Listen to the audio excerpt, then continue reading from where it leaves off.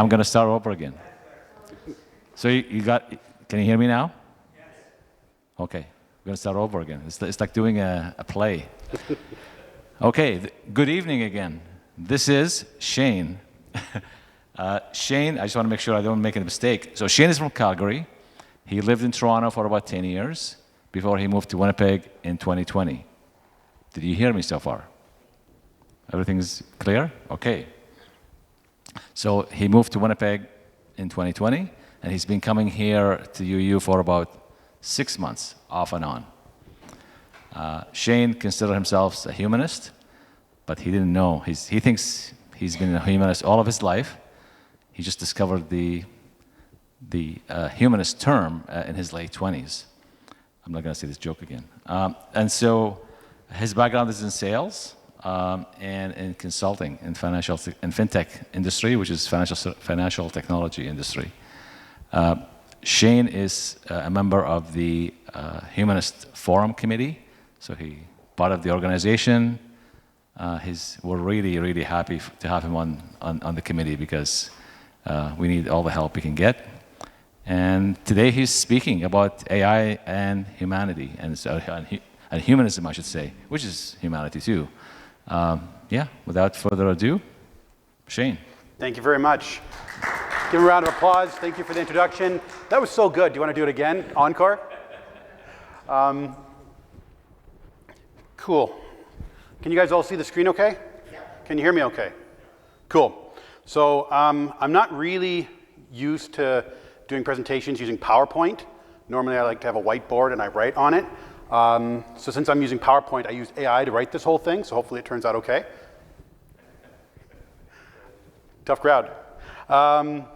They say you should dress for the job that you want, but I'm very happy with my job, so I'm trying to dress for the weather I want.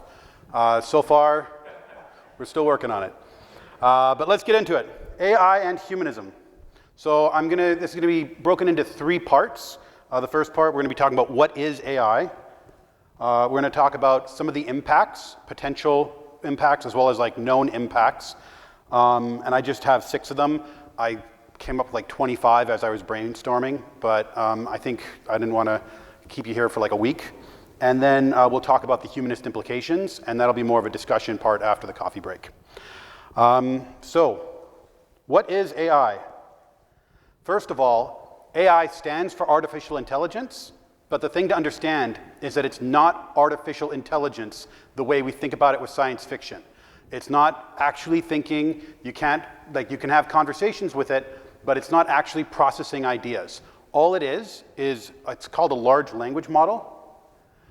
So it's all just pattern recognition. So when you're sending a text message on your phone, even years ago, there's certain words like I'm going, and then it knows that often the word to follows it, so it just predicts that the word to is coming next. That's all the large language model is. It's just taken to a far larger degree because they have a lot more processing power. So the reason it's called artificial intelligence is basically a marketing gimmick to get people more excited about it so that companies can sell it to the public and companies can sell it to corporations. And that's a little bit of my opinion there, but I think it's borne out. The other thing to understand is that for the most part, artificial intelligence, the large language models, it's a black box. And what that means is when it's sorting data, we don't necessarily know how it's coming to its conclusions.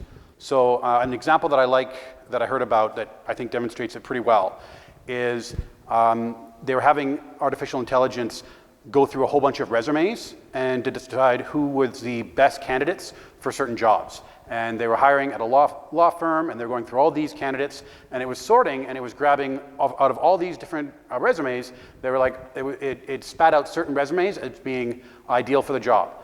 And the thinking is, okay, it's probably looking at experience or what school they went to or what their grades are or stuff like that. But actually what was going on is people that were playing water polo and were on a water polo team, they put that on their resume.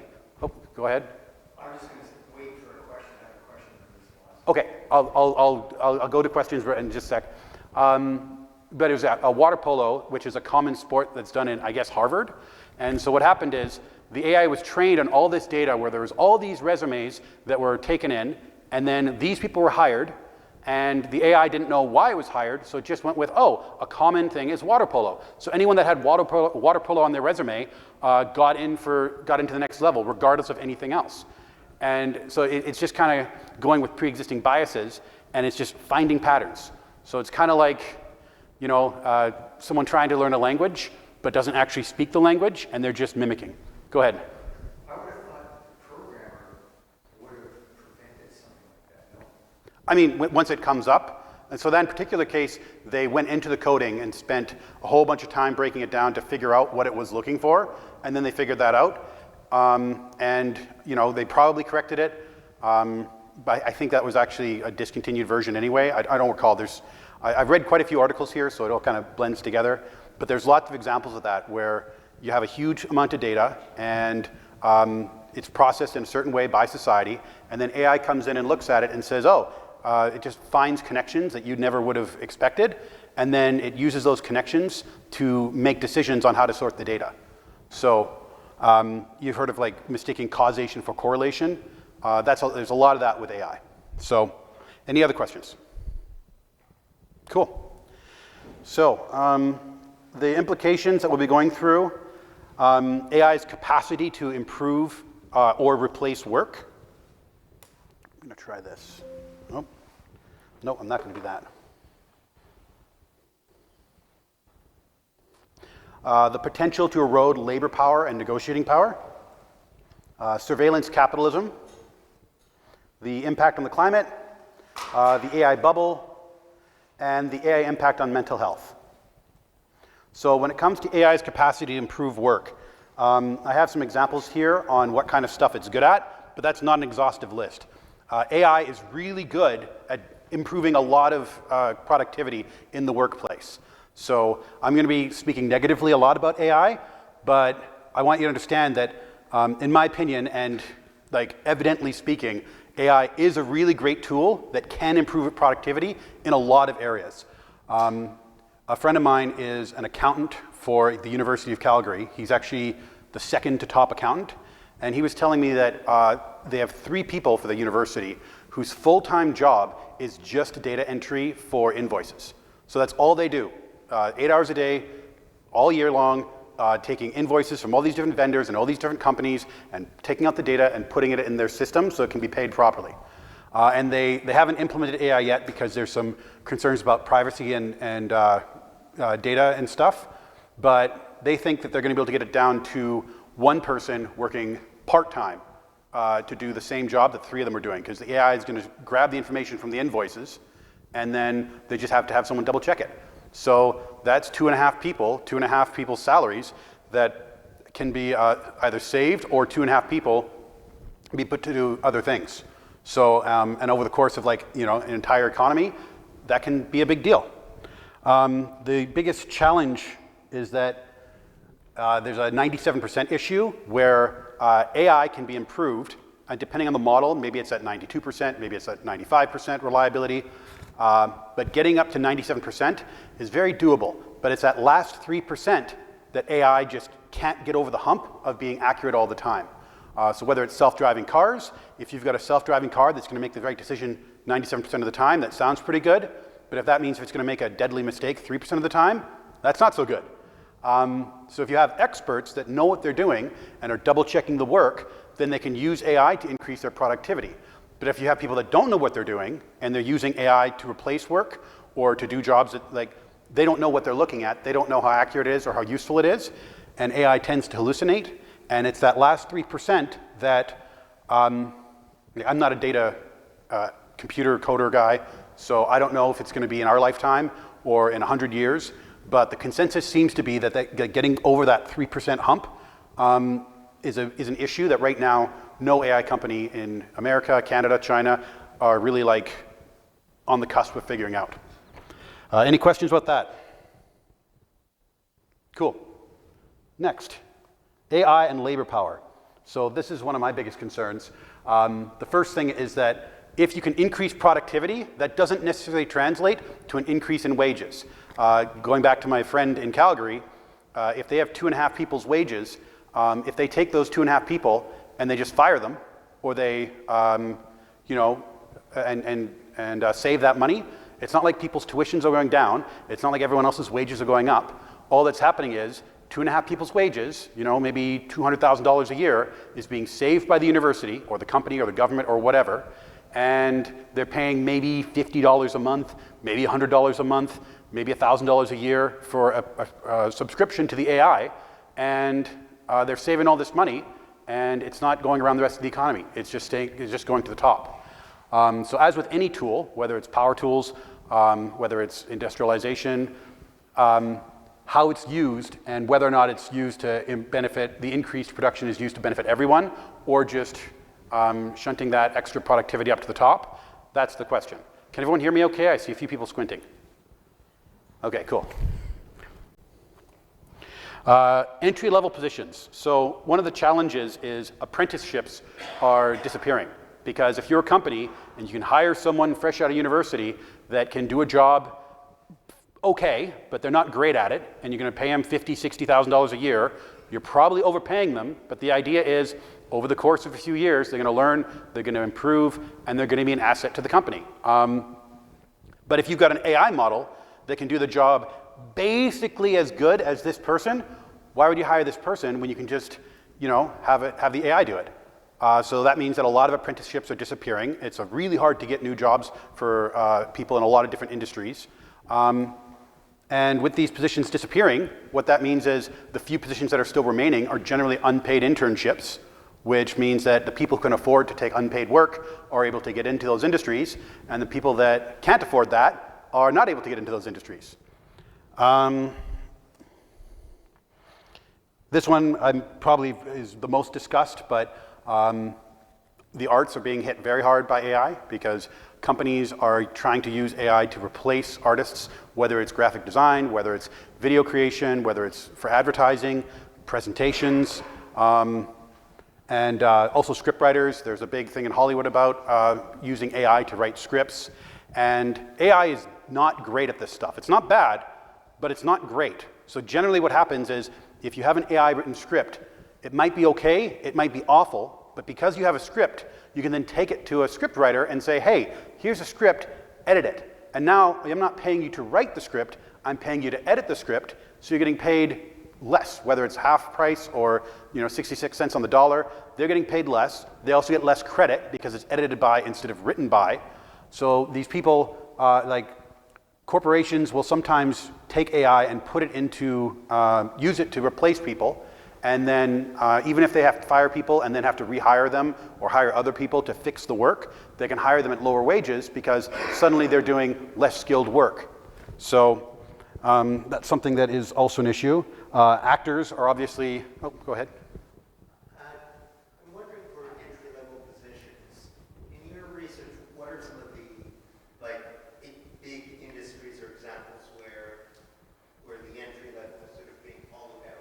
So legal law clerks was one. There apparently a lot of law firms are using AI to prepare legal filings and legal cases and stuff, and that's something that they used to use the first-year lawyers or maybe paralegals to do.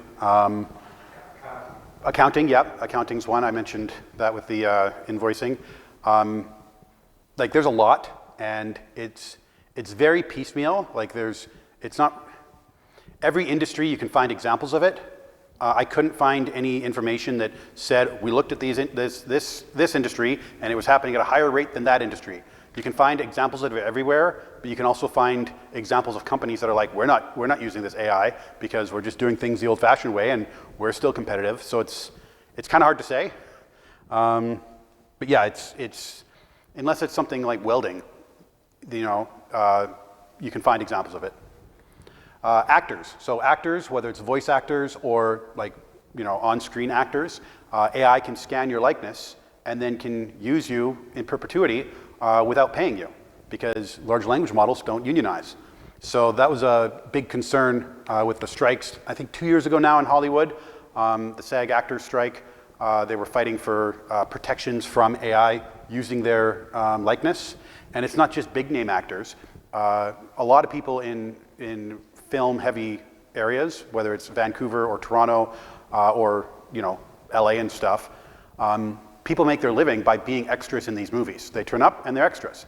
And if you can film a bunch of extras and then plug it into AI and then just populate scenes with extras for the next 200 years, you don't need extras anymore. So all these people, they showed up, got paid $65 or $85 for the day, and they never show up again. And their likeness could be used for who knows how long. So that's one area that is being hit hard, and it's very noticeable. And like I said, AIs, they don't unionize. So that's the reason that big companies like them. Any questions about labor power? Or thoughts, or if I missed something. The second item, entry-level positions for people who are professionals are disappearing. They always want to have people that have broad experience to be able to make those more difficult decisions. But usually the people that get to the point in their careers where they can be, they managers and answer some more difficult questions. They've got to that position because they've learned an awful lot and they face things. So if this early training that most professionals have gets cast off to AI, how does the person that is a professional come in at the level where they can really apply hard knowledge and knowledge? So that's one. Excuse me, could you please repeat the questions, because the questions are going that way, not this way. Good question. Good point. So the question was basically, when it comes to corporations that have skilled managers that are experienced in an industry, they've worked their way up over many years. But the question is, if the entry-level positions where people would start and work their way up are being eliminated, what happens in 10, 15, 20 years when there's no longer experienced people to pick from? Is that basically your question? Yeah, so obviously it's too early to say. That's why this is more of a potential concern. But the potential concern for people raising the alarm bells is that in 10, 15, 20 years, there could be essentially a brain drain due to AI, where people that are experienced in industries and have specialized knowledge are just going to be super rare. And there's going to be a lot of people that are eager, but they just don't have the experience to fill these positions. And the AI advocates are saying that, well, at that point, AI will be so much more better that we won't need those people either.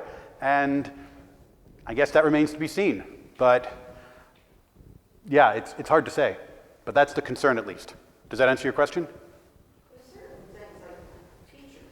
I can't see them replacing my business with electronic. High-touch professions are not going to be disrupted. They'll be disrupted, but they're not going to be eliminated.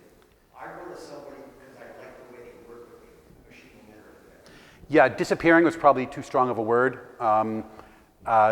Being impacted or being reduced. Like, I'm in sales, but I'm self-employed, so this hasn't affected me at all. But I have friends that are in sales that, right, so I have friends that are in sales. They might eliminate us, give it to it. Not so much eliminate, change it from staff to third party. Right, outsourcing to third party, and like even just customer service. So the thing to understand is that there's been lots of examples in the past where new technology has eliminated jobs, but it hasn't dramatically impacted the job market. It used to be that bank tellers spent most of their time cashing checks, issuing cash, updating people's bank books, and then ATMs came out and people were able to do most of their banking directly with the machine instead of at a teller. And then online banking came out and people could pay their bills that way without even getting out of bed. And yet banks still have people physically in the building. They just move them to other tasks where they're doing other things. There is less branches, yes. So overall, there's less people working there, but it didn't completely disappear. So the problem, though, is that the ATM is one technology that applies to one industry, banking, whereas AI is something that can be applied to most industries, or at least many, many industries at the same time. So the disruption could be a lot bigger. So they did, yes. So it's hard to say, right? It could be that, like, Computer program advanced it, everything was printed to the government, big thing, and then you had to wait for it. yep, And we're still using computers, but now it's like everybody has a printer. yeah, It's a different industry, the printer industry boom, because we need it more in our home offices. yep. She's making, sorry, what was your name? My name? Yeah. Phyllis. Phyllis is making the point that when computers came out, the way work is done changed dramatically, and we didn't see massive job losses. The programming, I did the programming for MTS, their billing system, the old COBOL. If this, do this, else do that. Yep. And that's sort of like what we're doing now, sorting resumes, whatever. The computers were doing that a long time ago. Yep.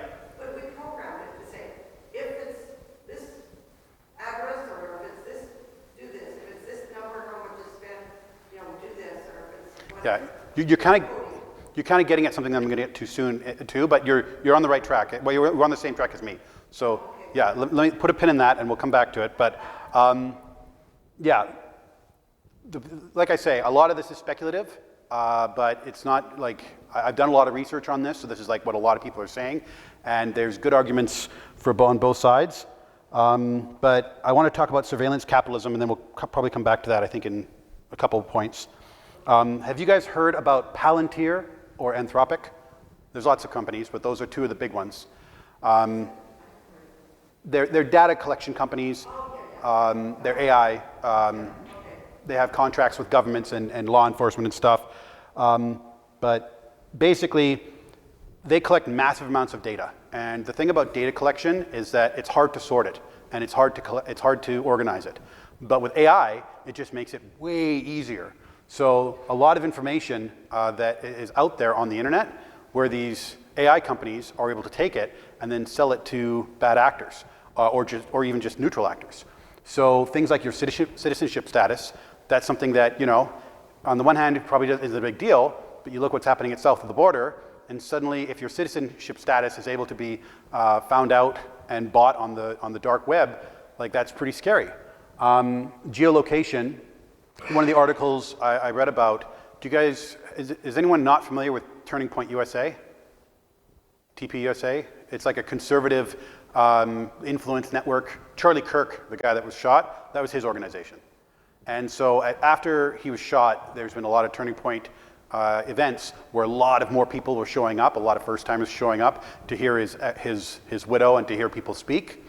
And it turns out that Palantir was harvesting the geolocation of the cell phones of people that were at those events.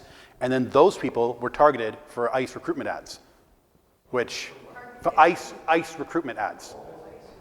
Because people that are turning up to those sort of events are exactly the kind of people that are going to maybe join ICE to, get rid of all the people of color. So it's sure. The recruitment program was look for officers, was one of the key words. And what they found was that they have CFOs applying because you have the officer word in your resume.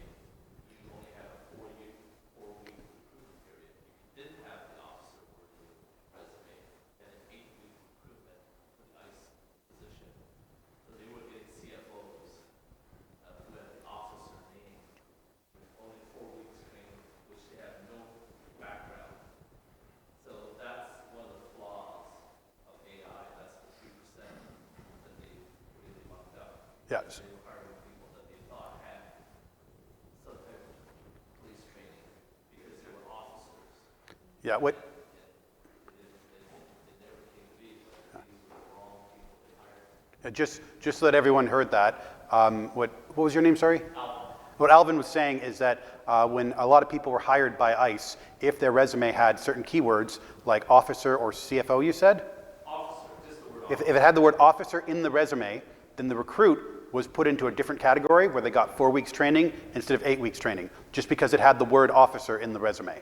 And the AI just sorted that because there isn't a human there looking at it in order to make sure that it's done right. Is that Anthropic? Is that the company that got into trouble with the U.S. government because the issue there, as I understand it, is that this company has private information, and they're trying to tell the government, if we sell you this, we can tell you how you can use it. Yep. And so now they've just been cut out altogether. Yep. Anthropic's one of the companies that has a bunch of contracts with the U.S. government, and they clashed because they didn't want to give some of their information for some of the uses. When I dug deeper into it, it's not really clear exactly what they were. But yeah, long story short, yes, they're one of the ones that were in the media recently. But there's a whole bunch of them. And this information is being available not just to like law enforcement. Oh, did someone else have a question? International. Yeah, yeah. Probably start. I think they both started in the States, but some of them have deep ties to Israeli intelligence. Some of them actually came out of the CIA. CIA has like a funding wing that funds companies to build in-house stuff, but it's private, so it's just like they come out of having private government contracts. So they come out of like, they have this cash flow and they present themselves as like competitive in the open market, but they're actually just were spun out of the American government. And then they get contracts from the American government, so it's very circular. But it's not just law enforcement and the government that accesses this stuff, it's also employers or landlords. And just imagine a world where you're applying to rent an apartment, and the landlord, instead of asking to see your credit score, they can just look you up and see, oh, you talked about like how much you like unions on some thread years ago. Well, I don't like the idea of you potentially forming a tenant union, so I'm not going to rent this apartment to you. Or same with employers, like, oh, you've talked about how you like unions online before, so we're not going to hire you because we don't want to mess with that. The amount of information that people can access as these things are built out, as these networks are built out, it has a lot of implications for how people in power can control the people that aren't in power. Any questions or thoughts on this stuff? So age discrimination is probably there because they can find out how old you are, so you can discriminate for a job because of your age. Yep. Age discrimination, gender, sexuality, like your race, your citizenship status, anything. And the worst part about it is that you can't see the data that they're looking at, so you don't know if there's mistakes. Has anyone ever pulled up their credit score or their credit report and seen something that isn't supposed to be there? Okay, I think it's usually 1 in 10, so I figured at least 1 or 2 people put up their hands, but I guess we're lucky. But that happens sometimes. But the nice thing is, when it comes to your credit score, you can't control what people put on there, because if you didn't pay your cell phone bill, then yeah, it's going to go on your credit score. You can't stop it. But it's your decision to share your credit score, to share your credit history with anyone that's asking if you want to get credit or get an apartment or whatever. That is your decision. So you control your credit score. People can't just help themselves to it. And if there is a mistake on it, you can reach out to the credit bureaus and say, hey, like this isn't me, this is someone else, or I was the target of identity theft or whatever. And then they can expunge it, they can fix it. But because this stuff is so decentralized and there's no regulation, you can't correct mistakes. You don't even know there's mistakes on there. You might have no idea why you're not able to get in for that job interview or get in for that apartment or get into that university, because there's some AI flagged you from years ago and it might not even be you. There's no accountability, which is another issue. Yep, there's identity theft or just AI thinking that you're someone else. Like it's just a big mess, and it's only going to get worse. Climate impact. So I pulled a bunch of data. So a chat session of 20 or so queries uses about a bottle of fresh water. So every 20 queries uses a full water bottle of fresh water in order to cool the tanks. Now I think it depends on exactly where you're doing it, because obviously there's a lot of different numbers I was looking at, but it uses quite a bit of water. About 4.5% of all the energy in the US now goes towards AI data centers. Now, it wasn't quite clear if that's perfectly accurate, because some of the AI data centers, some of the data centers might not all be doing AI. They might be doing other things. But that's the figure that I was able to find. And that's only growing up, because right now there's about 3,000 data centers in the US, and there's plans for anywhere between 7,000 and 25,000 more by 2030. Now, the 25,000 is probably an overcount. The articles I read said that there's a lot of projects that are announced, but they're applying for multiple permits, and they're announcing it in multiple places, and there's lots of different partner corporations involved. So the same proposed project is sometimes getting counted 4, 5, 8, 10 times, and that's going into the total count. So the number of actual planned projects is probably a lot lower than 25. It's definitely lower than 25,000. That's just the highest number I saw. And of all the planned and proposed data centers, probably not all of them are going to be built because that's how plans work. But it's still looking at like potentially in the next few years, more than doubling, more than tripling, which is going to dramatically increase the impact on water usage and electricity. In the States right now, they're canceling the retirement of coal power plants, and they're also refurbishing and reopening coal power plants in order to get more power into the grid. Which obviously, like, we need to get off fossil fuels, we need to get off coal, but it's just more important to get more energy consumption. And, oh yeah, the electricity prices are also going up. It depends on the area, but anywhere from 5% to 10% increases in electricity year over year is what some people are experiencing. And this increased electric usage, it also comes with massive noise pollution, it's huge amounts of land usage, and the biggest thing is that the people in these communities, they're not agreeing to have these data centers in. In fact, a lot of cases they're resisting it and trying to prevent it from being built, but they're just being cut out by their local lawmakers and local representatives because they think it's going to bring jobs. But AI centers, other than a brief spike in construction, AI centers take massive amounts of electricity, huge amounts of land, huge amounts of water. They give off this noise pollution. They impact the local wildlife. And then they only employ maybe a dozen people because they just have a few network guys that were probably hired from some other place anyway, and they're just staying there to work it, and a few security guards, and that's it. Go ahead. How are you going to have electric cars if you're going to have all this electricity going to AI centers? Yeah.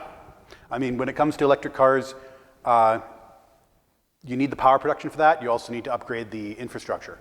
But if you're upgrading the infrastructure for AI buildings, but there's no deal in place where, hey, we're increasing the infrastructure and building out new infrastructure for these AI data centers, so we're going to pay for them because we're using them. But instead, these companies that are regulated by the state, they have regulations, they pass the price of building this new infrastructure on to everyone.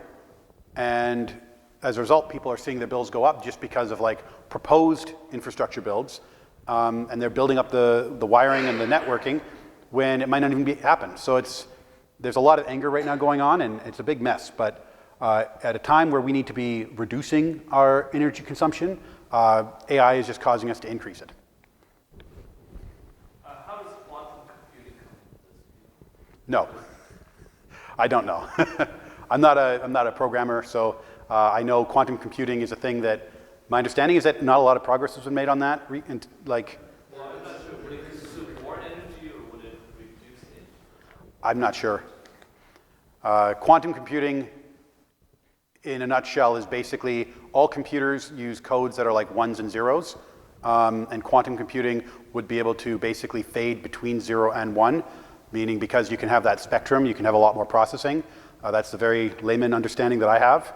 And ideally, it would like dramatically increase processing power. But I think it also hasn't been completely cracked on how to do it economically. I see. Please, if you know more, then correct me. From what I've been reading, the Chinese and other people are making really big advances. Quantum computing is going to be here pretty soon. It's just a matter of time who gets it and what they use it for. That's the real problem. Yeah. Yeah, so quantum computing could be another complication, and maybe quantum computing will come in and reduce the power requirements, and then we'll just have a whole bunch of data centers built around North America and around the world that we don't even need to use them, so they'll just be taking up space. Won't that be great? The AI bubble. So has anyone heard about the AI bubble? A couple people? Okay. So this is more speculation because there's a lot of disagreement. There's some people are saying, no, it's not a bubble at all, but there's a lot of people saying it is. So if you've been taking the rest of the talk with a grain of salt, for this one, take like a big scoop of rock salt. When you look at the stock exchange, Mm-hmm. a very large percentage of the stock exchange is made up of AI companies. Yep. And so the concern is that they're expanding at an unreasonable rate.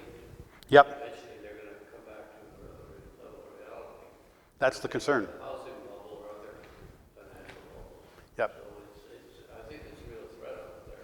Yeah, so I couldn't find exact numbers because they keep getting corrected, and Trump pulled funding for one of the departments that measures this stuff. But whether it's 40% or 60%, I saw one that said it was 96%, but it seemed to be an outlier. But a significant percentage of GDP growth over the last 2 years has been because of these AI data centers, both the constructing of them and speculating for them. So I don't know exactly what the percentage is, but some of the articles that I read made the argument that if you took all the AI growth out of the economy, then what you're left with is negative growth, and the country, America, would be in a recession if you took out that growth. So take that again with a grain of salt, but it could be a big deal. You were talking about the stock market, and 5 AI-heavy companies represent 30% of the S&P 500, which is the top 500 companies. I don't know why the rest of that didn't show. Okay, part of that got cut off, but yeah, NVIDIA, Microsoft, Apple, Google, and I forget what the last one was. But yeah, 5 companies that are, I think Amazon. It was Amazon, yeah, it was Amazon. So obviously Amazon's not just AI, but 5 companies that are very AI. NVIDIA just makes the AI chips. 5 companies represent 30% of the top 500 companies, which is like more concentrated than it's ever been. So there's this thing called circular financing, or it's also called incestuous financing. And this is something it took me a little bit to wrap my head around, but basically what happens is a chip company, NVIDIA being the big player, but it's other companies too, they'll take billions of dollars and they'll invest them into an AI firm, and then buy some shares, and then this company will turn around and take that money that they were just got this investment, and they'll turn around and buy a bunch of chips. So NVIDIA maybe spends $1 billion to some company, and then that company buys $1 billion worth of chips, and both companies can say, hey, the economy's grown by $2 billion because we just got $1 billion investment, and we just sold $1 billion in chips. But actually, nothing's it's just the same money going around. So I think that once I wrapped my head around that, I was like, oh, geez, I think that's a pretty good indicator that unless this thing's growing and actually hits the numbers that they're required, we could be in trouble. Now, I didn't write this down on the spreadsheet on the presentation because I forgot to, but one of the numbers I saw said that in order for all the AI build-outs to be profitable by the year 2030, there'd need to be something like, some huge number, like $30 trillion in annual revenue. And this is not an industry that's ever made any money. It's not profitable. Someone had their hand up? Yeah, data centers aren't just for AI. They're storing crap like data. I've uploaded stuff to YouTube 20 years ago. It's still there. It is, yeah. And if you go on YouTube, there's so much crap there, and it's all being stored. They don't get rid of it. Plus, all the information they gather from your cell phone and your Google Maps, it's all being stored. And that's where a lot of the data centers are using up all this energy. It's not just AI working within there. Well, there's data centers and there's cloud storage that run the internet, and that stuff that was built, a lot of it was started in the 90s, and it's been, expanded as needed over the last 25 years, 30 years, whatever. The difference is that these are things that specifically AI companies that just do AI are building their own data centers that are just going to be AI data centers. And it's going to store information too, but they're betting on AI being huge. And so that's there's, I don't know what the number is. Maybe it's 1 in 7 data centers that are built right now aren't being built exclusively for AI, but that number's straight out of my butt. So take it with a big salt lick. Right now, 95% of all AI companies have yet to be profitable, which maybe some of them are going to be profitable, but a lot of them are not going to be profitable. Right now, I think most of the companies are just trying to get market share and be so big, they're too big to fail, so that when and if this bubble pops, they're going to be the last man standing. And all the use cases for AI that are actual use cases that we're going to need to incorporate into our society in the next 10, 20, 30 years. They want to be the one providing it all. But a lot of companies are not going to stay afloat if this bubble, if it is a bubble and if it does pop. So yeah, I was thinking about talking about Netflix. No, I'll leave that alone because I don't want to take too much time out. So AI is also being injected into a lot of places where nobody asked for it. So whether you're on Adobe, whether you're in like actually even just putting together this PowerPoint, I got this AI pop-up that said, hey, we can help you write the slides. And it's like, I don't need that. I've got my notes. I'm just punching it up so I can present it. So AI is being injected everywhere. And a big part of the reason for that is because corporations don't want to get left behind. But also a big part of it is because everyone's trying to find the next big world-changing technology. So cell phones were obviously massively world-changing. Computers, you were mentioning, were massively world-changing. They changed the way we live. They changed the way we communicate. Getting emails onto your phones, getting FaceTime on your phone so you can talk to someone around the world. These are big things that change things. But it's also kind of low-hanging fruit. And the argument is that most of the low-hanging fruit for this sort of technology has already been developed. We have the iPhones, we have the screen time, we have the emails, we can send videos, we can send information, we have the GPS. So like when it comes to a new technology that's going to dramatically impact our day-to-day lives, every company wants to have that new big thing. But is there going to be a new big thing like that? They're betting on it being AI, but there's a good argument that AI is not going to make a huge difference. It's fun to play with for its novelty, and it is going to have some good use cases, but if they're overbuilding the infrastructure, which from what I can tell it seems to be the case, then the AI being injected everywhere to try to basically manufacture use cases for it is not going to work.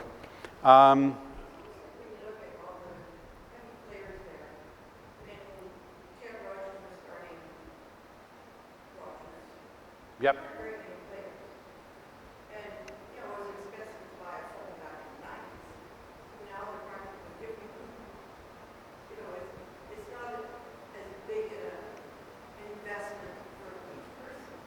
Yeah. Yeah, she was talking about just cell phones in general, how they used to be a big deal to have a cell phone, and now you can get cell phones. Yeah, everyone's got a cell phone. And the other thing too is, yeah, well, I mean, bricks, right? And if you imagine, like, if 25, 35 years ago you said, yeah, every single mall that you go into, every single mall in the whole country you go into, there's going to be at least one booth selling cell phones, if not 2, 3, or 4, and they're just selling cell phones, like, no one would have imagined that. Mm-hmm. And they loved it. And that was in the 90s. Yep. 80s, I guess 80s. And it created a whole industry because, like, how many people are there that work in cell phone kiosks selling cell phones? How many people are there working in cell phone call centers? But AI, is it going to produce that many new jobs? Is it going to replace a bunch of people that are doing customer service? If you need to fix your bill, are you just going to talk to an AI chatbot instead of an actual person, whether they're in Canada or in the Philippines or whatever? These are the questions that are going to have to be asked. I just got one more here. Oh, go ahead. I think it's really important to make a strong link between the fact that 95% of AI companies are not profitable and the AI bubble. If you compare it to the mining industry, for example, a lot of the main rise in prices in mining is while they're still speculating as to how important that mine is going to be. When it says the same here, people are speculating in wild ways. Yep. The expectation that the AI is going to be producing these vast amounts of profit. Well, And so it gets expanded, and that's the ideal setup for a bubble. yeah, the comparison being made is that with mining companies, while they're raising money, all these people buy in, and there's a lot of speculating on how much a mine, like a physical mine, is going to produce, and that's where it builds up. And if the metal's not there or the minerals aren't there, then the bubble can pop. But I'll briefly talk about Netflix. And Netflix, it's the same with Uber, it's the same with Airbnb, all these different like tech platforms. But basically what Netflix did is it went to Wall Street and said, hey, like, we're going to do streaming on the internet, and we're going to stream all this content to people. We're going to give movies and TV shows, and we're going to be in every single household on the planet. And we're just going to like take over the entire market. And everyone in Wall Street was like, holy smokes, that's going to grow so much. Like, yeah, we're going to buy in. So everyone was just buying in, and people would buy in, and the stock would go up, and then they'd sell because the next person would buy in, thinking they're going to be able to sell when it's higher. And so Netflix was able to, because they had huge amounts of injections of capital, they were able to give people, like originally it was $5 a month for unlimited screens, and then it was like $6 a month for like 8 screens, because even though they had to pay for the content and they had to pay for the internet usage and pay for the cloud storage and all this stuff, they were giving away the service at a loss because they had so much money coming in subsidizing their operating fees. They weren't profitable. And then eventually, once they had most of the market, then they started making their own content, and now it's like $23 a month to have your Netflix running, depending on which plan you have. That's the one I have, at least. And they don't let you, they make it hard to share it with people in other households and stuff, because they got their market share, and now they have to make profit. And it's, the strategy seems to be the same with AI companies. Every single one, they're not worried about being profitable, they're trying to take over the market. But if one of the managers take over the market, that means the other ones aren't. Go ahead. Although with Netflix, they're also experiencing some competition now. Yeah, now with other companies, yeah. I'm talking more historically to you at this point. But yeah, like it's the same with, like Uber also did, like they operated at a loss for years because they were paying their drivers really well, and because they were just trying to kill the taxi industry and take over the market share. And then once the taxis were largely killed and they had a huge market share, then they started paying the drivers less, they started charging us more, and now they're profitable. So it's capitalism, I guess. So last, AI's impact on mental health. Has anyone here heard of AI-induced psychosis? A few people, yes. So just to be clear, one of the studies I read really stressed this, and a lot of other people on podcasts and stuff I listened to over the last few months preparing for this stressed this. Nobody's saying that using AI causes psychosis. So if you have a good mental health and you're using AI, you're probably going to be fine. The problem is, if you already have a predisposition for psychosis, or if you struggle with your mental health in general, then using AI can exacerbate the issue. So because the AI is designed to, like the chat box, are designed to hold your attention, are designed to keep you engaged, they're very agreeable. And you can have conversations with chatbots where you're like, yeah, I think I've developed a new type of math. And it'll say, wow, it's so brilliant that you've developed this type of math. You're going to change the world. And it just tells you everything you want to hear. No pushback, no nothing. So there's multiple cases of people who use AI chatbots and they end up committing suicide because of it. And it's not just that they were in a bad place. We were in a loneliness epidemic. But some of these AI suicides, like when the police are looking at the chat box afterwards, the chat box are literally encouraging people to do it, saying things like, oh yeah, I look forward to you joining me. There's a kid, I forget his name, but he actually said I feel like I have a noose that he's gonna use, and he did end up using, and I feel like I should leave it out in my room so that way someone sees it and notices it and talks to me about it. And the AI bot said, no, don't do that. Keep it hidden. Keep it between us, right? So the people are using these things for therapy, and the problem is it's not a licensed therapist. It's not there to help people. It's not there, therapists have a duty to report if someone's going to harm themselves or harm others. But these AI chatbots don't have that. And because there's no human involved, there's no responsibility. So you can't hold someone accountable for these AIs, for these chatbots and the damage they're doing. Tumbler Ridge, the big school shooting in BC, at least one of the families there is suing OpenAI right now. I don't know the details of that because it's an ongoing case, so we'll see how that goes. But yeah, the shooter at Tumbler Ridge was on OpenAI, and I've seen some of the chat logs there, and it's really grisly stuff. So people are hurting. We have a mental health crisis in our society, and people are turning to AI because the idea is something's better than nothing, but that 97% comes back. In the 3% of cases where AI is getting it wrong, it's getting it wrong with deadly consequences. Grisly stuff, so maybe I should have done a trigger warning. I kind of already talked about that, but yeah, there's a perverse incentive structure where corporations are trying to get users to use their chat box as much as possible.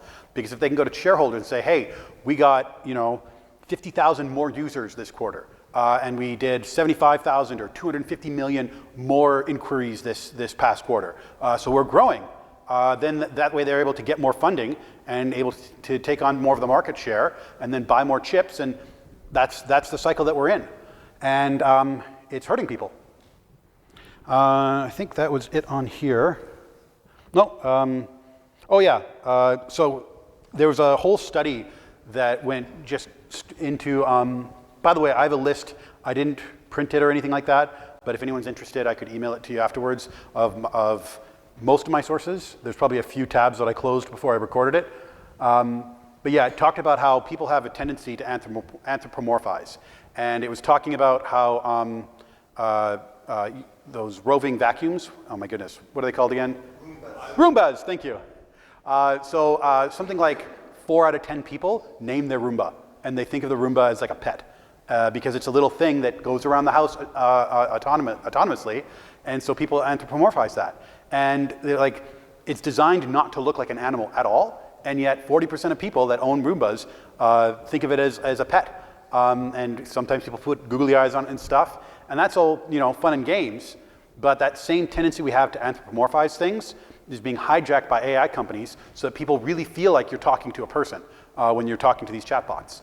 And it's insidious, in my opinion. That's me. My opinion. Go ahead. Humanizing robotics. That too. Yep. Although robotics are probably less of a threat right now because making a humanoid robot that can do things, it's so clumsy and it would weigh so much. So if it fell over, it could cause serious damage. So yeah, AI-powered robots are probably not really going to be a thing anytime soon, other than spectacle. AI self-driving cars, though, I mean, that's something that's already on the roads, not so much in Canada, but in the States, and people are getting killed. But yeah, so that's the brief overview on AI's impact on mental health. I talked about that, so any questions or thoughts on that? Some research has suggested that it can be used effectively in helping to deal with certain psychological problems, and also the problem of loneliness, that people have found it's like the pet dog that you're alluding to. Mm. It responds to your emotions, and it's been shown to have some effect. Yeah, the point being made there was that some people do benefit from using chatbots, whether it's for helping with their loneliness or helping process things in a therapy-like setting, and that's absolutely the case. There's millions and millions of people that are using chatbots, and it's helping their quality of life, and that's a good thing. We want people. I'm a humanist. I want people to have better quality of life. The problem, though, is that when they're relying on these things, and if it's getting it wrong 3% of the time, and 3% of the time, when someone says, I feel like ending it, and the chatbot says, yeah, that's a good idea. You should go out on your own terms. Screw these haters. Or, hey, I really want to be with you, but I'm upset with this person here, and they're preventing me from doing it. And then the chatbot says, okay, well, maybe you need to get rid of them then. And these are things that you can find these transcripts online. This is what's happened, and it's led to violent, deadly outcomes. So I'm all for people finding help where they can find it, but there's got to be a way to do it without having that 3% error of margin of error hurting people. Go ahead. It's so much nicer to have something that agrees with you all the time than to have this horrible person who has their own idea Yep. and doesn't agree with you. Yep. Cool. So that is my 6 points, and we're pretty much exactly on schedule.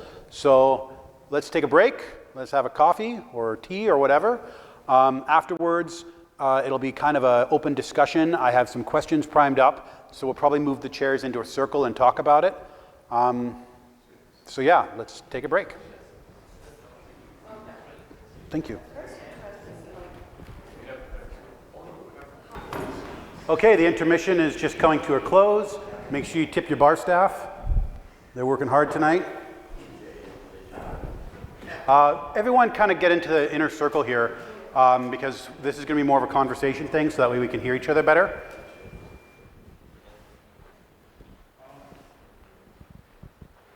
There should be enough chairs in the inner circle. I didn't count, I just kind of eyeballed it.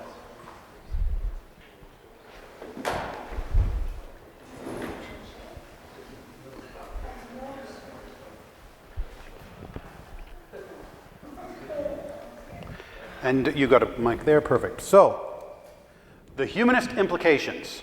So, I have some thoughts on this, but I've pretty much been sharing my thoughts the whole time. Is there an echo, or am I coming through clearly?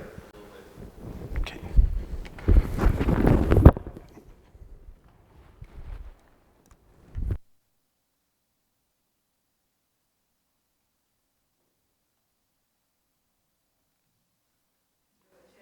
Is that better? Yep. Okay. I think that's where I had it before. So I've been pretty much sharing my thoughts the whole time. And so when it comes to figuring out what the humanist implications are for AI, I figure what better than have a room full of humanists talk about it. So I have a bunch of questions. And the first question is, as a humanist, how do you feel about the proliferation of AI in our society? Anyone who wants to speak up, I'll hand you the mic. You can give a scale of 1 to 10. I'm probably about a 4. 10 being I'm excited about it, 1 being I hate it. I don't have any choice. I don't think we have any choice. It's coming whether we like it or not. It's what we do about it. Yep. So what my feelings are about it are somewhat irrelevant, except the call to action. But it's coming. There's no stopping this. Yeah. Cool. And if anybody thinks there is a way of stopping this, they're kidding themselves. No. I'll just add one more editorial comment that I read from a lot of different newsletters I get.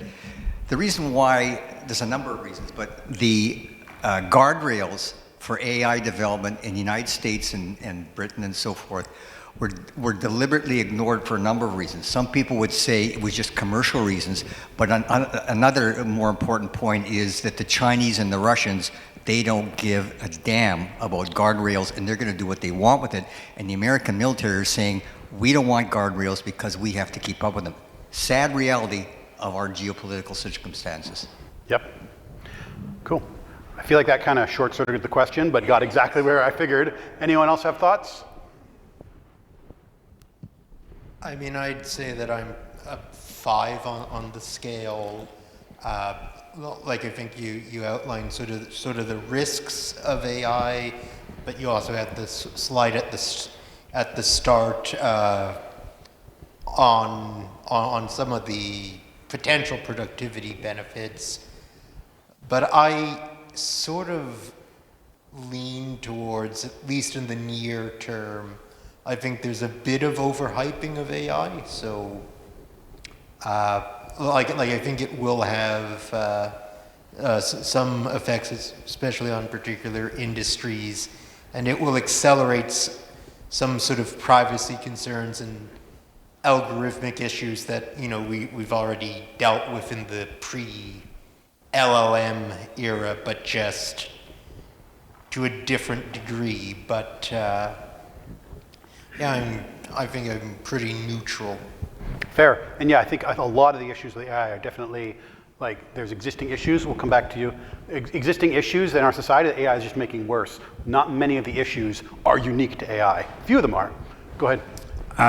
Just curious, as you said, as a humanist, how a humanist would use AI over what's a non-humanist? I have to define what a humanist is and a non-humanist. But anyways, I think it's a tool, just like any other tool. Like you can take a hammer and use it to hammer nails, or you can beat somebody over the head and kill them with it. So I think it's something that we'll have to learn how to use. And like you said, we're not going to stop it. It's here to stay. And it's just another part of technology that's going to help us grow. Yeah, well said. Yeah. If you've been radicalized by the internet, you can also use a hammer to smash your jaw. As a humanist, I guess I think about how this impact on the human condition. Now, as I think about people in general, we've built up a lot of our lives around the idea about dignity of work, pride in our work. It makes a large part of our human existence in a way. When you meet a person, what's one of the first topics of conversation? So what did you do for a living, and so on. And I think there's going to be quite a dramatic impact on a lot of people in terms of their psychological feeling of worth. I think that's going to be a kind of a profound influence, but I also kind of agree with what Don was saying. It has potential, And I've seen that potential. I've used it often enough to realize there's tremendous potential, but I also think there are great dangers. Cool. Next. What are some things you're most excited about, and what are what are the things that most concern you?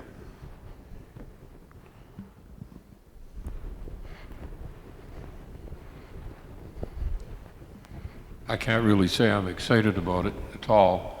I think that my concern would be that although we are the most knowledgeable, we have all kinds of information and at our fingertips and all the rest of that, we're also the least social. You got kids that are sitting next to one another chatting on their phones to each other rather than talking to each other.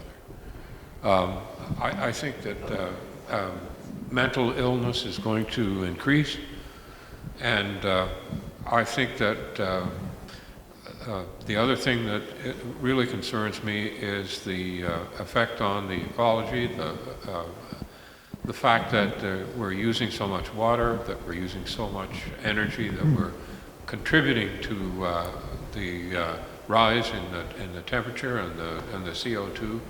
We're going to hell in a handbasket. Yeah, it's scary. But one of the things that just on the other side of that, a good friend of mine, he's a smart guy, but he's not like an engineer or coder or anything like that. But he's like very handy, good with his hands, and he has built these chess boards, and he's used AI to help him code them, where you put the chess pieces down and you can play against the computer, and it just like lights up and tells you where to go, so you move the other part and then you play. Or you can play as like learning how to play. So basically if you take a piece up, then it tells you where you can put the piece, like lighting up. So you pick up the knight and it says, okay, the knight can go here or here. And then you put the knight down and it tracks it. And the reason he was able to build this thing is because he was using AI to help him with the coding and help teach him how to do this stuff. And he's made maybe like 30 or 40 boards, and he's selling them for a couple $100 on Amazon, not Amazon, Etsy, something like that. Yeah. And so he's like, you know, he's like, he's basically an artist. Like he's doing really cool stuff with it. Now this is not the sort of thing like someone types in a prompt and then they get a picture of a sunset and they say, I'm an artist. Like the AI art is just AI slop. But using AI, where an amateur can use the technology to build something that otherwise they'd have to go to school for years and be more of a specialist, like that's really cool. And that's one of the neat things that I like about AI. It just is unfortunate that there's no guardrails. Any other thoughts on things that you guys are excited about or most concerned about? I see a hand over here. I think that AI can be helpful, like if you're trying to learn something. Like I know somebody who was trying to learn a language and it sort of generated like a study program for him. And I think you could sort of say, like, I want to learn about this article, or I want to, like, you know, summarize this text for me, but you can ask it to ask you questions and stuff. Like, come up with 100, or maybe not 100, but come up with 10 questions on this topic and tell me how my answers are. So you can use it like instead of a tutor, or instead of a teacher. And the thing about it that's really good, I think, is that it has unlimited time and attention for you. Mm-hmm. Like, you know, real human beings, you have to pay a lot of money for a class. You have to pay for people's time, and it's like free labor, and it's helping you with whatever it is you're trying to learn. So I think that's good. And the other thing also is that when you're writing something, it can help you tease out your ideas. It can help you develop your ideas. Like, it's not necessarily like you can make it write for you, but I think that's a bad use of AI. I think if you were to you're trying to write something, but you can't figure out what you're trying to say or what your ideas are, it can help sort of be like a thinking companion, sort of like a sounding board. But more than that, it can also come up with some ideas for you, sort of twigs you, gets you going. So I think in that way it's sort of useful, can be useful for creativity as a writer. But the pitfall is that people can take it and they could just use it to write instead of actually thinking. So instead of actually learning something, they get it to sort of write something that is a semblance of understanding, and then you pass it off as your own work.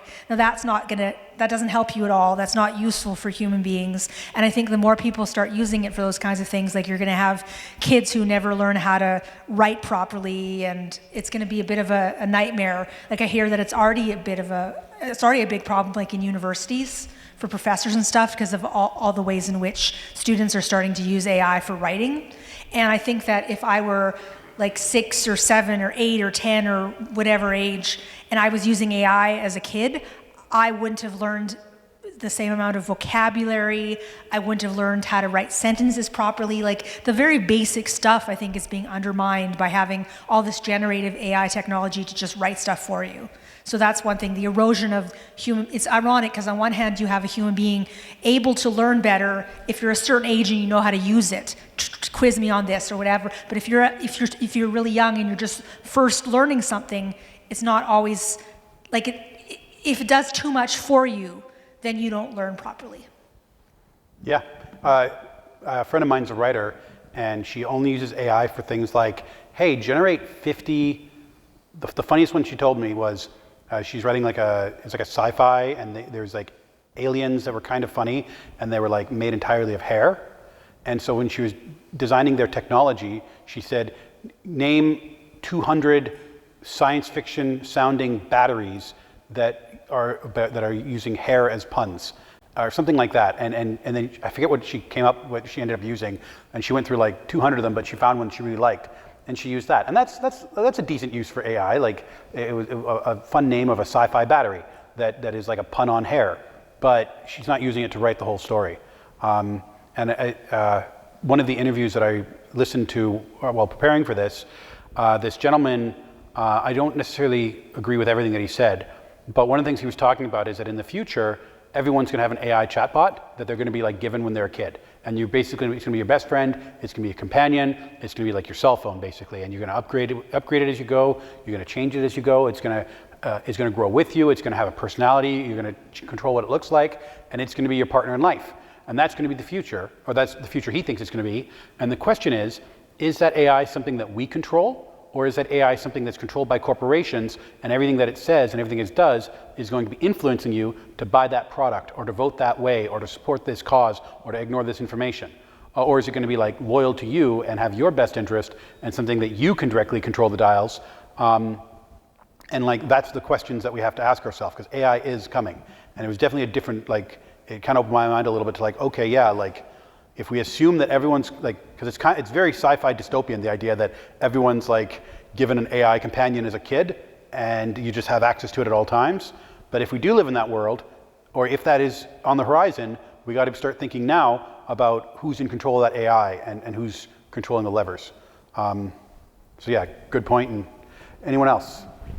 I think AI could potentially just reemphasize how important humanist values are. That's the guardrail. That's our human kindness, patience, all those characteristics that make us human.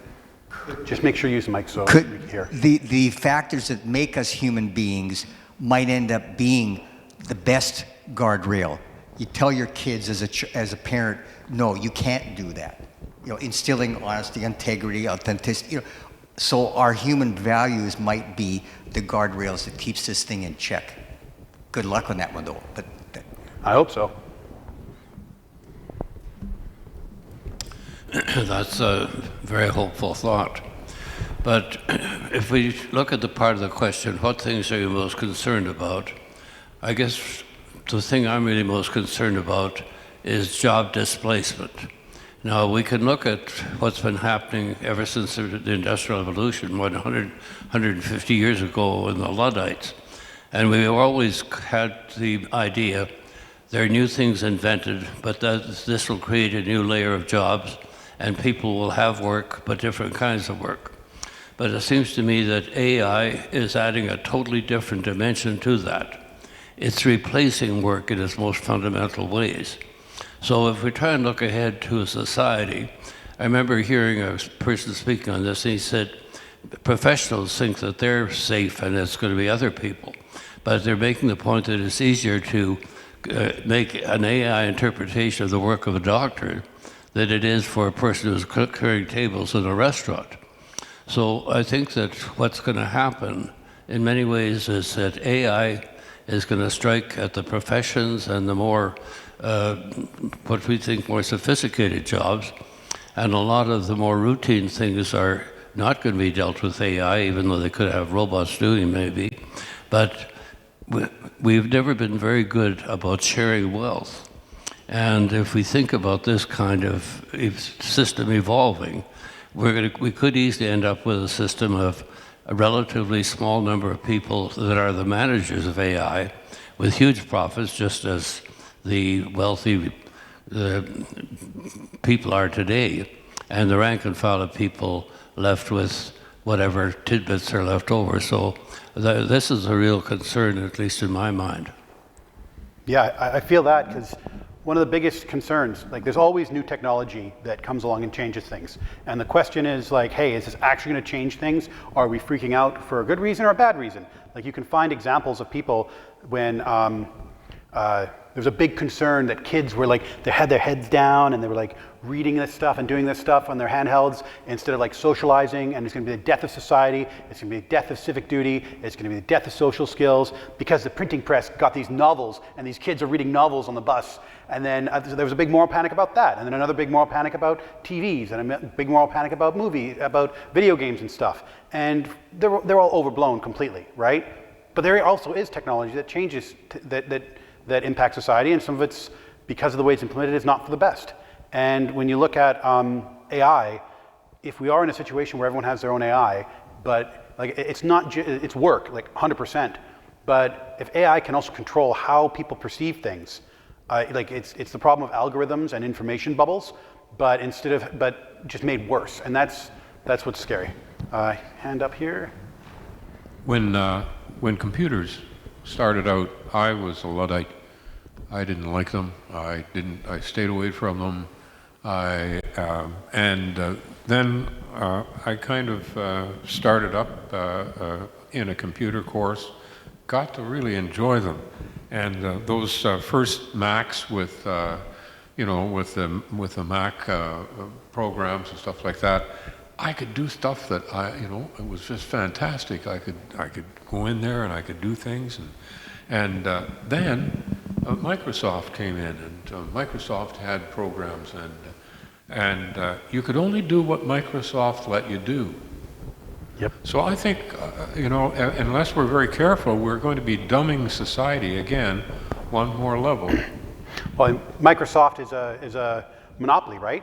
And there was, I think during George W. Bush's presidency, but I could be wrong, there was a big monopoly case about like antitrust law. And wasn't it like Bush or Clinton? It might have been Clinton, my mistake. But it was years ago, and they were going to break up Microsoft because Microsoft, they had the operating system and they made it so you could only use their programs, and they were controlling everything. And like the web browsers and Word and Excel, and in the end they managed to skate through, and they weren't broken up. And if we lived in a world where if they had been broken up and Microsoft was like, no, your antitrust law, we're going to break you up, you can't have that vertical integration, then there probably would have been a lot more flexibility on your Microsoft system, and it would have been a better world maybe. So applying antitrust laws, that's one thing too, that if we apply antitrust laws, a lot of the guardrails that we already have in place just for industry and for unionization and all this stuff, is just not getting applied. And even if it were, that alone, like we don't have to change any laws, and by we I mean the states, it's not like we can control them. But if they just apply some of the laws they have, we'd be in a better position, including environmental protection. Any other thoughts on this question? There's a hand up there. Oh, thank you. So on a different point, or similar to what we've been saying, but I think one thing that I've been thinking about, it's okay, you can't hear me? Okay, I don't. So the thing that makes me think is, I don't know if it's excited or I'm not happy or sad, but I think what it does is it takes the human emotion out of decision making. And what I mean by that is when you're applying for a position, there's always human emotions involved or connections. And I don't think that's right, that someone gets hired because they know somebody. it has to be based on your knowledge and your qualification. And I think what AI will do, hopefully, will qualify people without having contacts. Just because I know you, so I get hired, I may not be qualified. Look at Trump. Look at who's hiring, right? If there was AI in there, he wouldn't be hiring these idiots that have no qualifications for these positions. So in some ways, we could use it for the betterment of selection of qualified people for positions. That's the way I see it.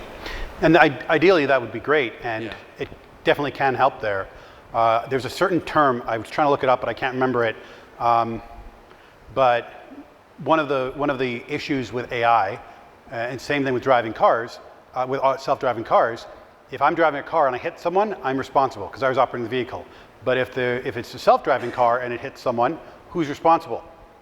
Is the company? Is the owner? Is the that's insurance what's been- company? Yeah, they've been suing the company. Liability, yeah. Yeah, the liability. They've been suing the company that manufactured the system. So I think that's what's been. Well, I mean, it's a gray area, and with AI, like if I'm the hiring manager of a company, and I look at the resumes, and people who have ethnic sounding names I put aside, but people who have Euro white sounding names, I'm more likely to call in for an interview. That's a bias. I'm being racist, and I can be Right. held accountable. Right. But if it's run through an AI Yes. that's trained on that data, That's right. who do you hold accountable? And that's one of the that's one of the questions that has to be answered. I'm just yes-anding you, not really disagreeing.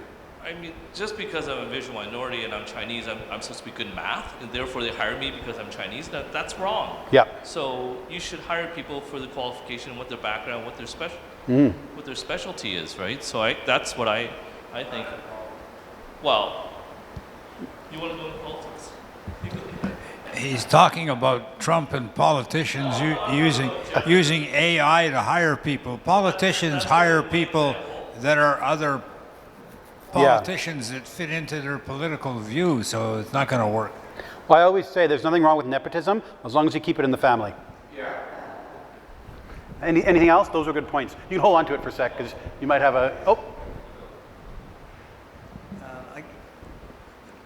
One of the areas that AI, I think, will have the least impact on, least negative impact, will be high-touch areas. For a long time, I worked with adults with intellectual disabilities.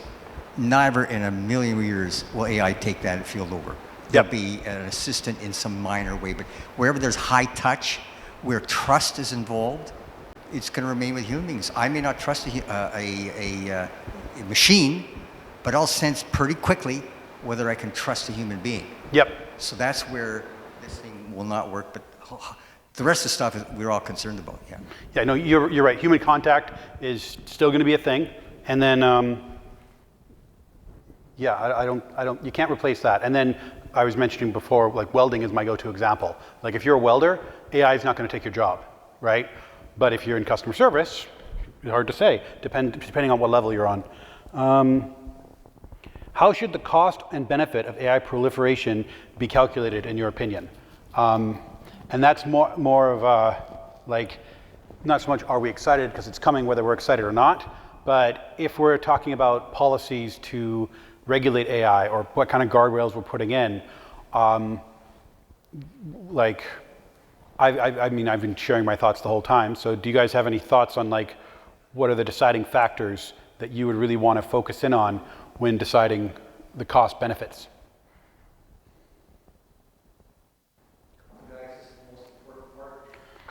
Yeah, so I wasn't sure about how to word this question, but what I mean is like, I mean, I think the answer is pretty obvious, but I still think it's worth talking about. Like, right now, AI companies, the benefit is profit and market share, and the cost, if it costs destroying environments, if it costs destroying small communities by building AI data centers, if it costs people's lives because they're moving fast and breaking things, well, the benefit outweighs the cost because we got to beat China or whatever. And mental illness, yep. Exacerbating mental illness, eroding worker power. So, like, those are the costs. Well, you said at the beginning it's not intelligence. Yep. So if Trump would have said to AI, ChatGPT, should I invade Iran? It's not going to tell you, is it? I mean, if you asked ChatGPT, should I invade Iran? It's probably going to say, oh, well, invading Iran is a great idea to think about, and here are some reasons why you might want to do it, and here are some reasons why you might not want to do it. And then if the next prompt directly references one or the other, whichever one you reference or ask more about, it's going to think that it's going to take that tree and it's going to take you down that route. And if you're like, oh, tell me more about like this concern about the Houthis or this concern about oil prices, and it's going to say, oh, well, here's all the bad stuff.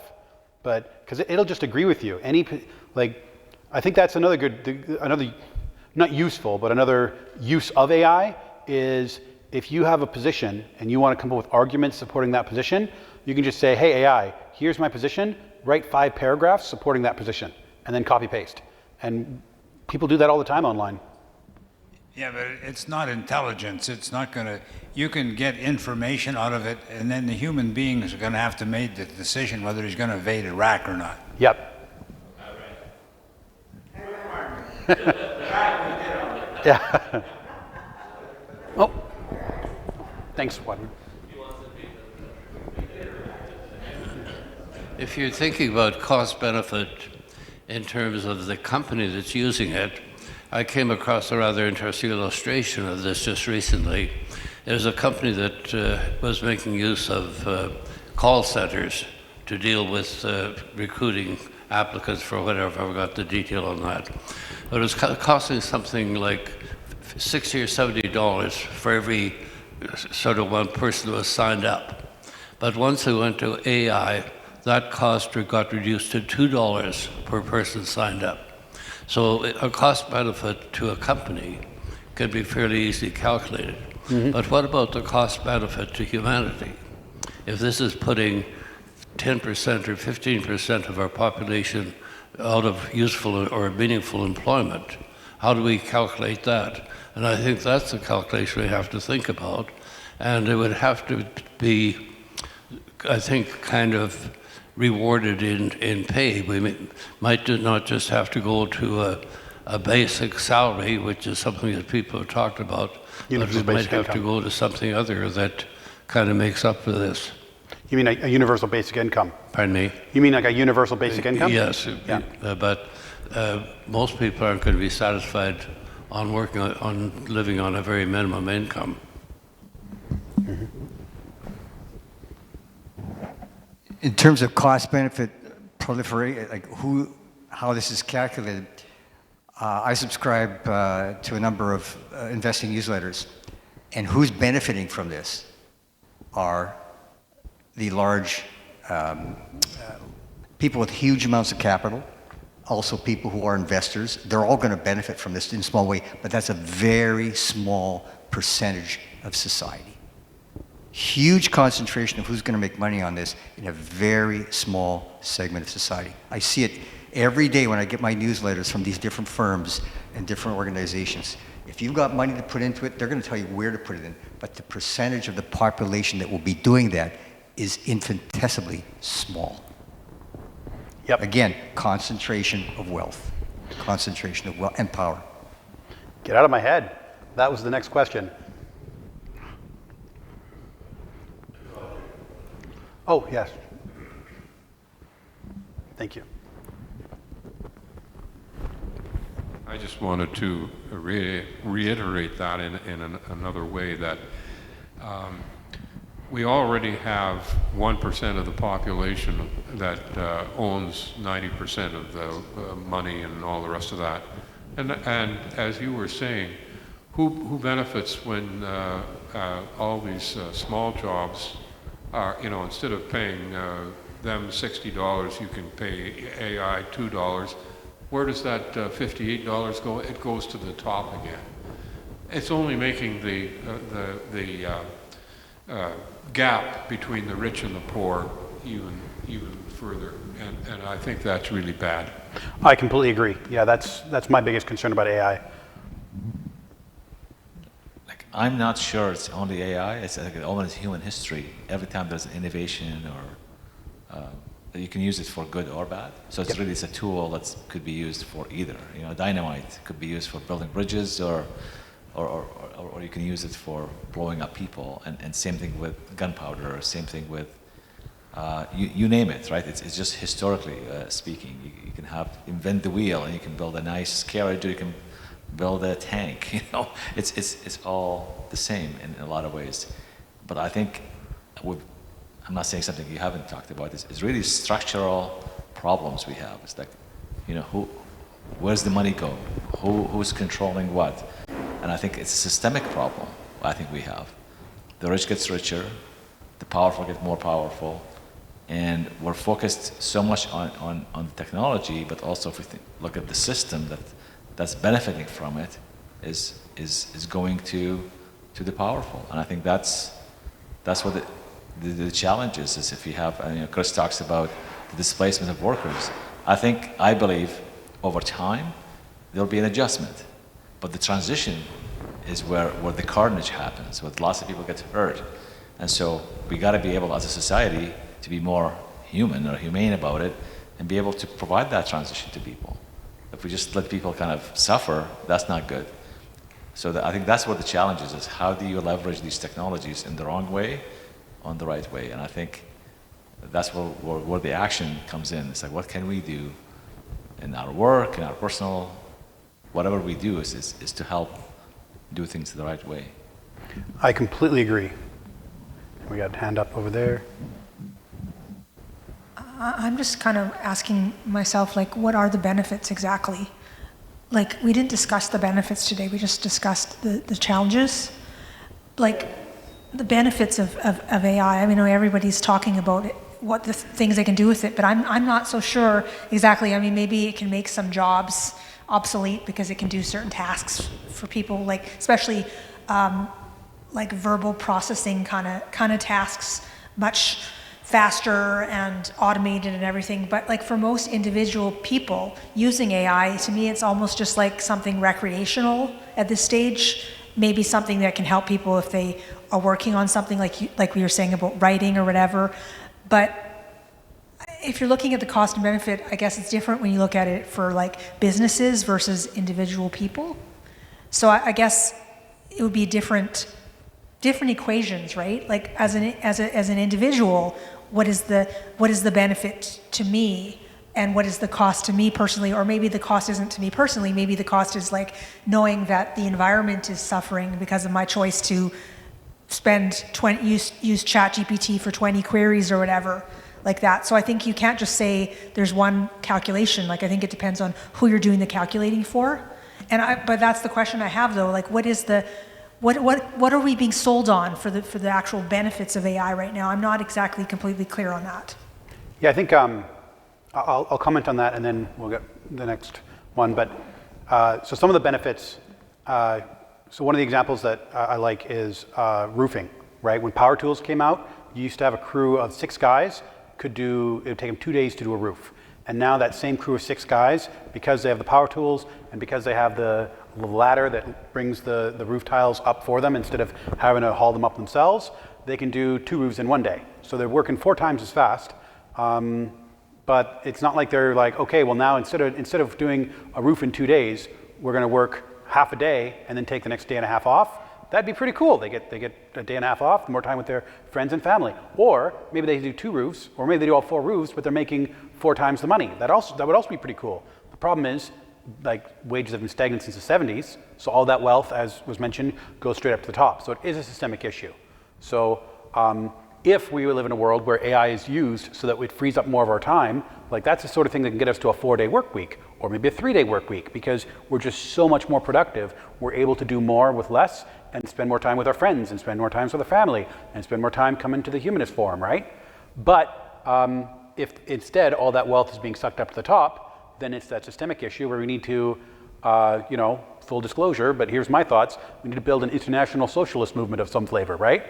But I think that addressing I think part of the reason that these conversations are important is if we're gonna try and change the system, we need to understand what's happening and how corporations are making the money off of us and how they're extracting the value. So understanding is part of that, so we know where to push back, and if we build political power, what are we going to do with it? And one of the things we should do is meet this stuff head on.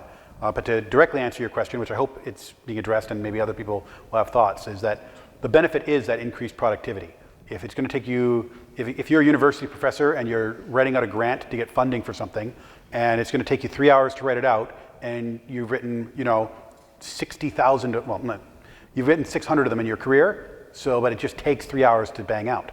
But if you use AI and it shoots it out, and then you're able to go through it and edit it and change it, and it takes you 30 minutes to fix it, well, that's 2.5 hours extra time you can do other things, whether you're spending it with students or whether you're spending it with your family. And so that's the benefit to society if we use it that way. But the problem is that, we're not. So hopefully that answers Sarah, but. It's considered a bit dishonest too, to use it that way.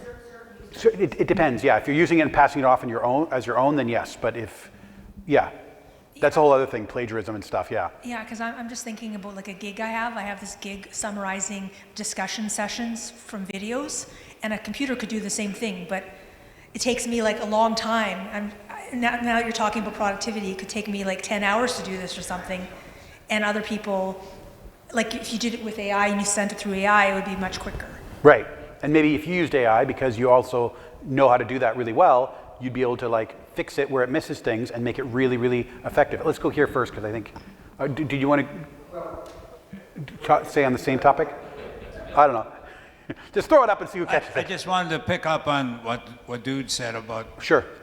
a tool. It's just another piece of technology, and human beings have been dealing with technology since we crawled out of the jungle. Mm-hmm. We've went through we've stone tools, metal tools, ships. We started exploring the world. We've always handled technology. Yep. And somehow this will work into our culture, and it will, like any tool, you use it for good or bad. So I don't think it's a big thing to get too worried about. It's coming, and as human beings, we'll adapt to it. Yep. Let's go, yeah. But what is it being used for? And as you pointed out, it's being used for surveillance. Yep. It's being used to take all these thousands and hundreds and millions of little bits of data about me and about you, and it's putting it together in an algorithm that the people that are selling things know how to sell us better, and it's not being used correctly. I really. And that's a big part of the question is who should be deciding? Because right now we're not the ones who are deciding. Yeah, Go ahead. Sorry. I said that in some way, maybe I'm saying it in a different way, but it's at the end of the day, it's where's the value accruing to, right? So you look at the internet when it first started, a long time ago, everybody was loving it. It's like because everybody could connect with everybody, and you could do all kinds of things, and then it got, by few corporations, all the value accrues to very few people. So it's a great technology, but the value is going. So same thing as we talk about AI, talk about the internet, we talk about all these things, and I think what we've been talking about really at the end of the day, we should really change the conversation and say, what is the system? It's not about the technology, it's about the system that take advantage of the technology to basically perpetuate the problem, right? And I think it just amplifies the problem. I think that's where, as opposed to we focus on the technology, you know what I mean? It's kind of we have to kind of almost change the conversation and change the focus away from the technology and how the technology is being used to perpetuate the inequality, all the issues you've been talking about. Yeah, do we want to have an economy that's profit-focused or needs-focused? I was over here, I think. Thanks for your patience. What I see it helping is like even in medical, look at all the things that these little robots, which is now AI generated, helping come up with things that can save eyes, replace knees. Those are all from using this type of thing to help them analyze all the data that has been, what worked, what doesn't work. So I can see it being helpful to us, maybe not directly financially, but if you have your health, that's worth a lot. And you can walk or you can see. So I see it being helpful in some of those scientific Oh, yeah. things that we find laborious and won't sort the stuff to find out where the, kind of history, what happened. Yeah, it has quite a few medical applications that Yeah. are very promising. I didn't get into because we're almost out of time anyway. And please go for it. One comment and a question. I just I had results given back to me of a functional DNA analysis done by computers. It just blew me away as to what it told me about my health and my disease potential in all this business. And that's going to get cheaper and cheaper and cheaper. And literally, if my doctor had this in his hands 10 years ago, I would be a different person. So it's amazing and also scary what it will do, but that's what's coming. My last question, and I don't know if we have time. I sit on an older adult advisory committee for an MP in Western. He's always looking for input on policy issues. Can we come up with something to say, what do we want in terms of federal government policy to reflect our concerns?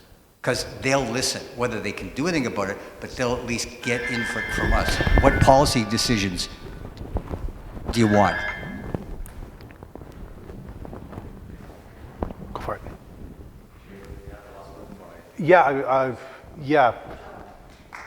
On the policy question, I mean, there's so much, but ultimately it comes down to, I don't know how much Canada can do this, but I mean, most of the policy is going to be based around meeting people's material needs, making it so that people have the freedom to choose where they work, and making sure our healthcare is taken care of, expanding healthcare to improve mental health care, and yeah, there's a lot of niche things. So I like that's probably a whole other talk. So I had a couple more questions, but we're not going to have time to discuss them. But what are the solutions, which is kind of the next question. And then I think, it's always good to think about a proposed solution, how it might backfire. But yeah, we're kind of out of time. So the last thing I'll say is that's the stuff we talked about. And if we want to do another AI and humanism talk in the future, I'd love to do that. This is the list of other thoughts that I had that we could talk about. There's a lot. So, I mean, we could probably take any one of these and talk the whole time, or pick 6. So if there's anything that you guys see on that list, and maybe I'll probably email it, and maybe it'll be on the next email in the next 2 or 3 months if we want to do this again. I love talking about this stuff, and if there's an appetite for it, then I'd love to meet it. But yeah, thank you for coming, everyone. It is 9 o'clock, so you don't have to go home, but you can't stay here. I think Wawood has a final word for us, but I appreciate your time and I appreciate your attention.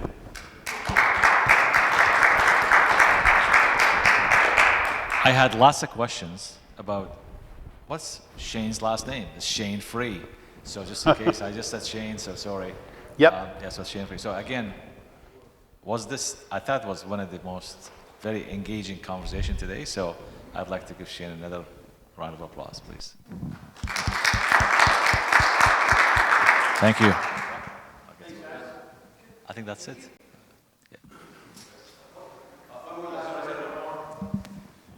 I'll just mention that for the April session, Jane Litchfield is going to be doing a session, and I'm a bit embarrassed that I can't remember the exact topic that she ended up with, but it'll be in the next newsletter.